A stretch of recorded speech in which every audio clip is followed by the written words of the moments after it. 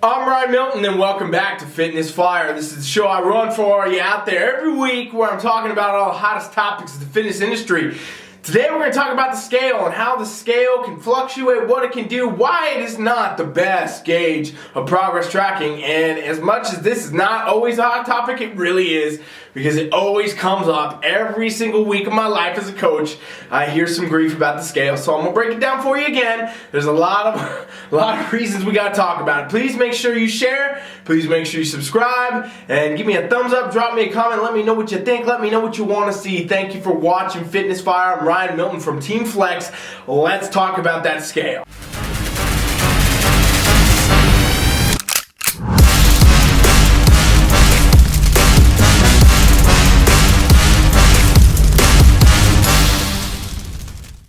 So the reason we got to talk about this in the first place is frankly because so many people put so much weight into the number that comes up on the scale, right? We've all been there, we've all done it. I know when I was losing, 90 pounds, that I was checking my weight a lot and I was doing all this and I would get discouraged if it didn't move or if it went up or whatnot. But as I went through all this stuff and as I became a coach and I really dug into the real science and I learned about all this stuff way more in depth, I figured out, you know what? It's not an accurate gauge of progress at all, okay? And although looking at a number can heavily affect you, that's why we got to also address this. Because when you look at that thing and it goes up or doesn't change or it stays the same or whatever, then you get discouraged, right? You end up going off track. You end up making excuses for why you should go have a cheat meal because things aren't working anyway, or you just don't feel as good, so you're not as motivated to go to the gym, you're not pushing as hard, or maybe you're working really hard and it didn't change, so now you think it's not the right plan, the right approach, or maybe the right coach, right? All these things come up. But let's talk about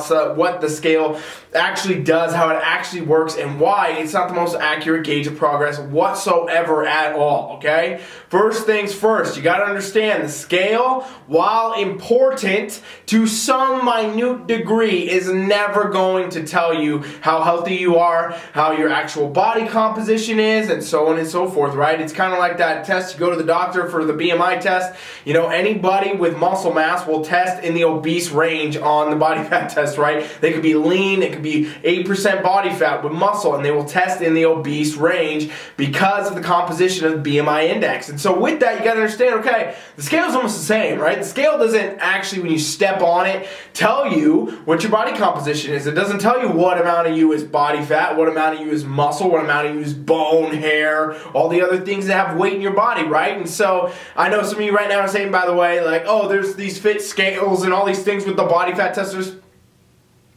They're not accurate. Don't be going off that shit. I don't even want to fucking hear about it, okay? Don't talk about that shit. The scale, in other words, the number, the weight reflection you see despite any of these little fake body fat tests and things like that on your scale that you pay too much for, basically, it's not telling you an accurate story, okay? It's not ever telling you an accurate story because guess what? The number one thing is, there are fluctuations. On a scale, there's going to be fluctuations. And I'll tell you straight up, I've done tests on this many, many times myself. I've seen it with clients countless times. You will always fluctuate. It is not ever a thing where you see a linear path of dropping on a scale, and nor do you see a linear path of gain. If your goal is to gain instead, build muscle, right? You're never going to see linear anything on a scale because the scale's not a linear measurement. Your body weight fluctuates all day, every day, due to a number of things. It could be the number of the amount of sodium you had, right? If you have more sodium, you're gonna hold more water, right? Water retention is another thing. You have more water in your body, it's gonna dictate your weight on the scale. Your bathroom habits, right? Have you gone to the bathroom? Are you going to the bathroom a lot more, right? It's gonna go up and down depending on that. Time of day is a dramatic thing. Your body does a whole bunch of different metabolic processes throughout the day, and depending on what time of day and what's going on with your hormones, it could also dictate your weight on the scale. Also, not to mention the specific foods you ate, and as you're digesting them, as they sit in your body, that can change the weight on the scale. Okay, I've literally talked about this so many times. I've done the experiment myself. If you are one of the people that find yourself getting caught up on the scale weight all the time, I invite you to do this, okay? Literally, please do it. Pick one day. Weigh in every hour. Commit to weighing in. I don't know if you got to bring a scale to work, put that shit in the bathroom. I don't know what you got to do. Weigh in every hour and track it. Write it down. You will see your weight changes every single hour of the day. From the time you wake up to the next hour, to the next hour, to midday, to dinner, to PM, when you go to sleep. The scale will fluctuate all around. It is not abnormal for people to see a fluctuation between 3, 4, 5, 6 pounds in a single day. And does that mean you gained body fat? Does that mean you gained weight? Does that mean you built muscle. No, it doesn't mean any of that. What it means is your body weight is fluctuating. And that's why the scale right away is automatically not the best gauge of progress, right? Because literally, if you take your weigh-in on a day where you ate more, or a night before you ate more, or maybe you had a little more water retention today, or maybe your hormones are dictating something, or maybe, you know, it's a different time of day or a different day of the week, well, guess what? We already know it's fluctuating. We already know it's a dramatically different result. And if you do the challenge every single hour of the day, repost this right now on the story, take a screenshot and say you're going to do it, and then, you know, talk about it. Let's be honest about this. The scale fluctuates a ton, and that's the number one problem. It's not accurate because of that. And so many people do look at that number, they look at that weight, and they go, you know, realistically, they a lot of times get off course. They change dramatically. They get discouraged, unmotivated. All these things come up from a stupid number on a little machine you stand on.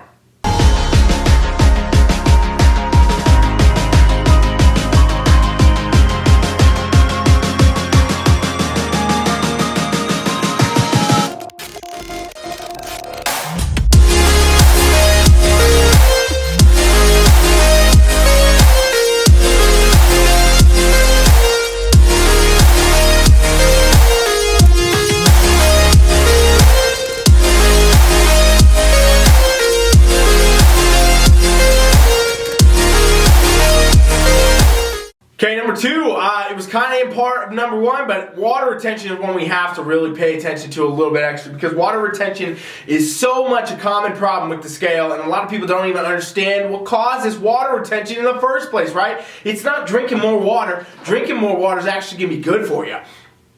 That's actually going to help you lose water.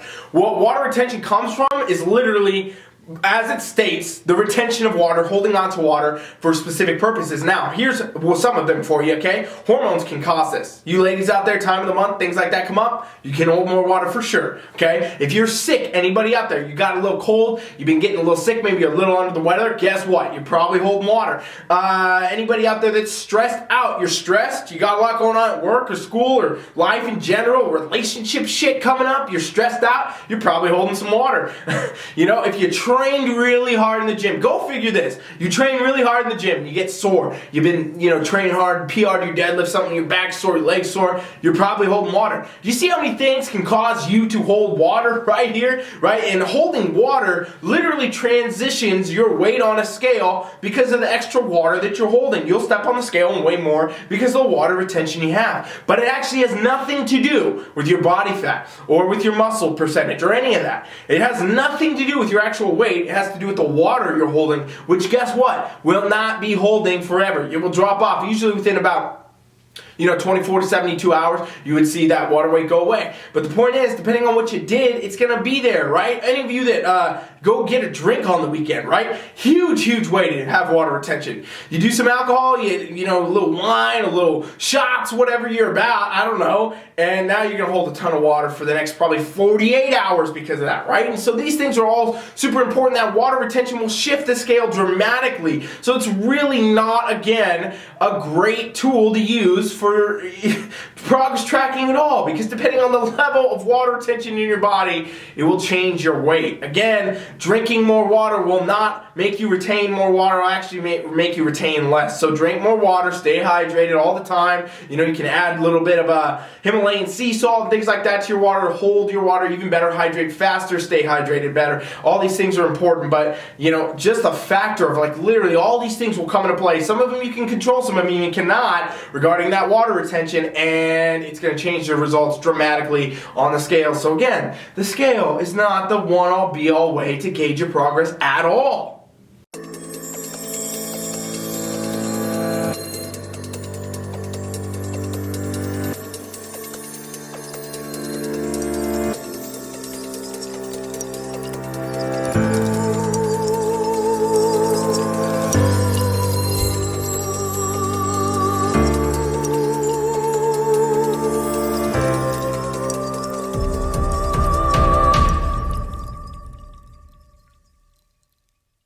Number 3 reason that scale sucks for tracking your progress is inflammation. Your scale can't tell if there's any inflammation going on, right? We talked about water retention. That's a byproduct of some inflammation, but there's also other inflammations you can get, right? Again, inflammation, guess what? Comes from some of those same factors. You get stressed out, cortisol goes up. Inflammation. Your body's inflamed. It's going to go through all these processes that cause inflammation, fluid retention, not necessarily water retention, actual fluid retention of your body. Guess what that does? Makes the scale go up, right? So again, scale's going up because of this retention, the inflammation. It's a huge problem. Again, if you train at the gym very hard too, by the way, the soreness you feel in your muscles is actual inflammation. It's triggering your body to respond to what's going on there, the broken down muscle fibers, and thus recover them. So actually having the scale go up after a hard, heavy, dense weight training session where you're feeling the effects of it, you're sore, you're fatigued, if you went on the scale, you would say, oh, you're doing the wrong thing. But in reality, you're actually doing a good thing because you're training hard, recovering, growing muscle, burning body fat, so on and so forth, right? So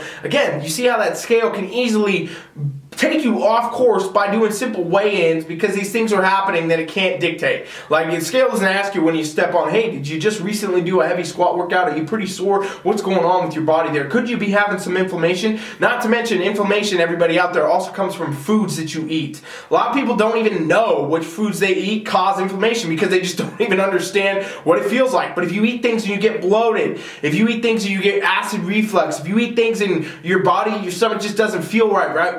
It's probably an inflammatory food for you. And they're different for everybody. You know, you could throw out some generic ones like people might be sensitive to dairy or gluten or any of these things that come up, but that's just putting a blanket on everybody. What you really need to do is figure out what foods could be causing inflammation in your body, and you can figure that out by actually, guess what? Checking in with your damn body. Eat something and see how you feel. Eat something and see if you get bloated. Those are signs of inflammation. If you eat food and you get bloated and then you step on a scale, it's going to present you a different weight than is actually accurate. Go fucking figure.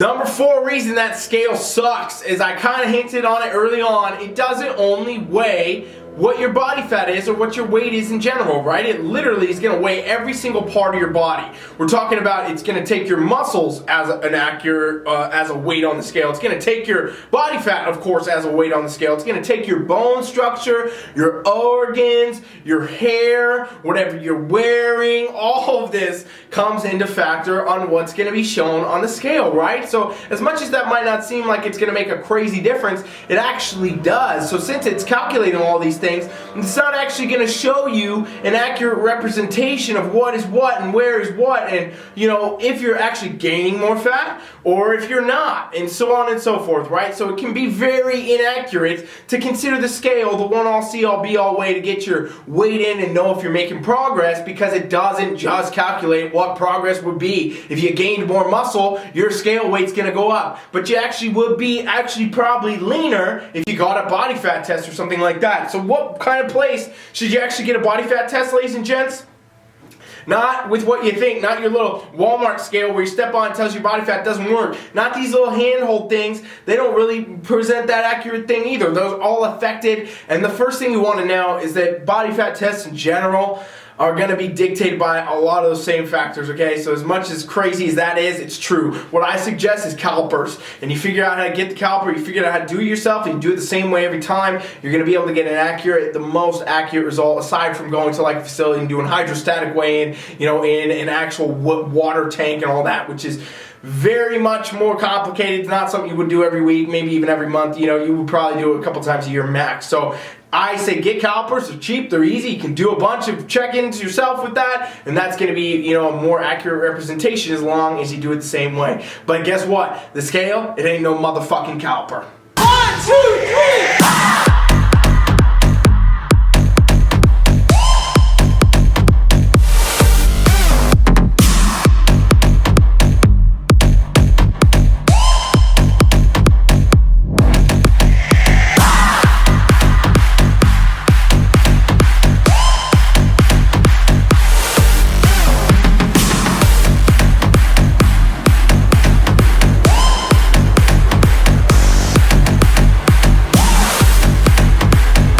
Okay, reason number 5, that scale just sucks, fam. It just frankly sucks because of the inconsistency that you could have that could dictate a different result that the scale doesn't know, right? And I'm talking about different times of day weigh in. Okay, a lot of people rarely weigh in at the exact same time every single day, right? Most people, if you train with TeamFFLEX, we do most of our check-ins on a Sunday, but people do them all throughout the week. But we pick one day for our athletes to do their check-ins.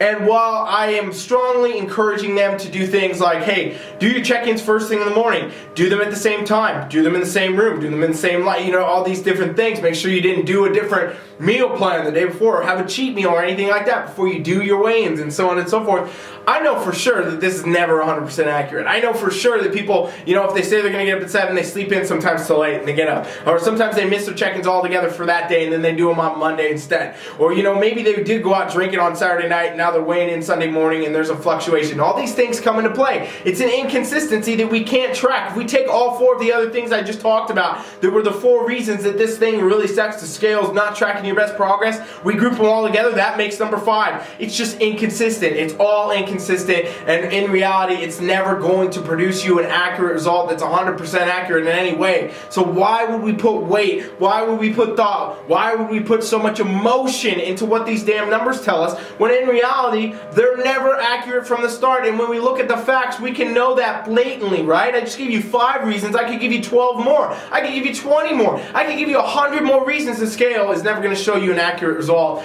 and it's so inconsistent. So many things can happen. Literally, most of these digital scales, you could step on, weigh in, step off, step back on, and it would tell you a different weight. That's how inaccurate these damn things are. Okay, so what I want you all to understand about this video, okay, 5 reasons the scale just totally sucks, is it does suck. You gotta quit putting so much emphasis on these numbers, quit putting so much emotion on these numbers, and understand what the process is for. Understand the weight and all that. It's just one other way to keep track of what you're doing, but it's not at all something that dictates where the program's going, if you're making progression, if you should change things, and so on and so forth. All those should come from all the other factors. They should come from how you feel, how you actually look when you do pictures, measurements, and things like that. Your coach's feedback. If you don't have a coach, it's going to be very hard to get through this stuff, because anytime you weigh in, you're going to be off, and you know, you're going to see different numbers, you're going to see different things, you're going to go the wrong way. So a lot of times, what I suggest, here's my, break it down for you. What you need to do, this is what we do on TeamFFLEX. And go figure, this is what I do with my own clients, what my coaches do with our clients. We pick one day a week where check-ins happen, okay? And that could be for individual people, whatever different. But the point is, we pick one day. Let's say it's Sunday, because that's when a majority of them happen on TeamFFLEX. We say, okay, check-in day is Sunday. Here's how you do your check-ins. You're going to do a weight. You're going to weigh in, sure. You're going to do progress pictures, front, side, and back. And then you're going to do body measurements with a measure tape. You're literally going to go measure your muscles, okay? And then, here's what we want to make sure you're doing when you do these things. You do all of that at the same time of day, right away in the morning. You wake up, first thing you do, don't drink water, don't go to the bathroom, don't do any of that. Go straight and do your check-ins, okay? Do your check-ins, do your weight, do your measurements, do your pictures. And guess what? Do them all in the same room with the same lighting at the same time of day. And that will bring our most accurate check-in, okay? And so as a coach, what I'm looking at is, okay, what are we seeing here as a trend? I already know the scale is going to go up, down, all around. I know it's not linear. I've trained thousands and thousands of people. I know they never, ever do this. They never go up. They never go down. They always do this. They always go all over the place, so I know that. So what am I looking for then? I'm looking for measurement changes, okay? I'm looking at that. I'm looking at these pictures, how the picture's looking. I'm looking at the scale, and then I'm collectively taking all those things into consideration and making a decision in my head, okay? Is this person, is this client, is this athlete on track? Are they still on track? And then guess what I do? 99% of the time, even if I think somebody's not on track right then, I'm going to wait another week. I'll be like, okay, well, maybe we need to adjust macros, maybe we should adjust training, but I'm going to wait another week and see what happens. And over time, I will be able to see a trend, okay? Because although we do check-ins every week, that's mainly to keep the athlete or the client on track. It's not for me to see progress in 7 days. Progress does not happen in 7 days. It will happen over 4, 8, 12 weeks, so I can look back at all your measurements. I can see, oh, here's the trend. Look at this. Even though it does this, it's actually trending down, or the scale's trending down, or so on and so forth, right? And I can see all these things. I can also judge the performance in their workouts via my coaching app. See, hey, how's the reps going? How the sets going, how the weights, are they climbing, they declining, what's going on? I can see what an athlete is doing or a client is doing on all levels because of the way we do our coaching. And so this is what I strongly suggest to all you out there. If you need help with your figuring this out, if you need help with figuring out your training, your nutrition, any of this, go to TeamFFLEX.com right now and subscribe to our free trial. Totally free, no obligation. There's a pop-up, put your email in it, you get invited to our coaching app, and I'll show you exactly what I'm talking about, tell you how to do this, help you figure out how you need to be doing your check-in, so on and so forth. If you're not going to do that, you're crazy, because it's free, world-class coaching, absolutely free, no obligations whatsoever. Please make sure you do those other things then. Pick one day of the week, take your pictures at the same time, take your weight at the same time, take your measurements at the same time, and then you got to look at these things collectively and understand when it's time to up the ante, when it's time to pull back, when it's time to change your macros, when it's time to change workouts, when it's time to do all these things. This is why I suggest getting a coach. So go to TeamFFLEX.com right now and you can try it for free. Thanks for watching Fitness Fire. Please subscribe, please share. I'm Ryan Milton. This was 5 reasons the scale just sucks. Thanks for watching. Coach Rise out.